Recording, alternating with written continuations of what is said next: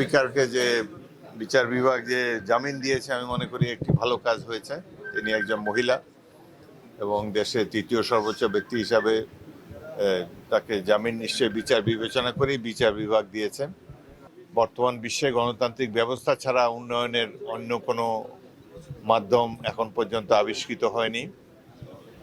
আমরা অত্যন্ত ভাগ্যবান যে আমাদের দেশের জনগণ তারা গণতন্ত্র মনা, রাজনীতি সচেতন, তারা কোনো স্বৈরশাসনকে মেনে নেয় না।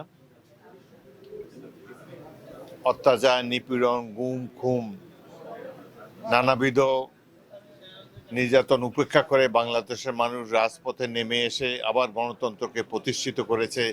এটি আমাদের জন্য অত্যন্ত গৌরবের একটি বিষয়।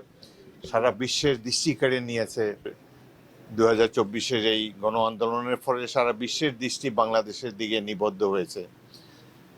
আমাদেরকে সাধারণত উন্নয়নশীল দেশ হিসাবে পরাশক্তিসমূহ একটু হেয় করে দেখতে চায়, কিন্তু বাংলাদেশের মানুষ গণতন্ত্রের জন্য যেই সংগ্রাম করেছে এটি সত্যিকার অর্থে দেশবাসী এটি নিয়ে অনেক গৌরব করতে পারে।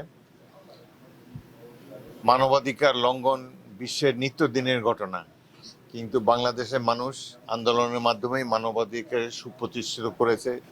যে এই গুম খুন এবং নির্যাতনের মধ্যে দিয়ে দেশবাসী 16-17 বছর কাটিয়েছে, তার থেকে আজ আমরা মুক্ত। আমরা আশা করি যে জনাব তারেক রহমানের নেতৃত্বে বর্তমান নির্বাচিত সরকার এই দেশে মানুষের জন্য সুখ এবং সমৃদ্ধি বয়ে নিয়ে আসবে এবং রাজনৈতিক দলগুলোর প্রধান কাজ যে অর্থনীতির উন্নয়ন সাধন, সেই ব্যাপারে ইতিমধ্যেই বর্তমান সরকার উদ্যোগ গ্রহণ করেছে।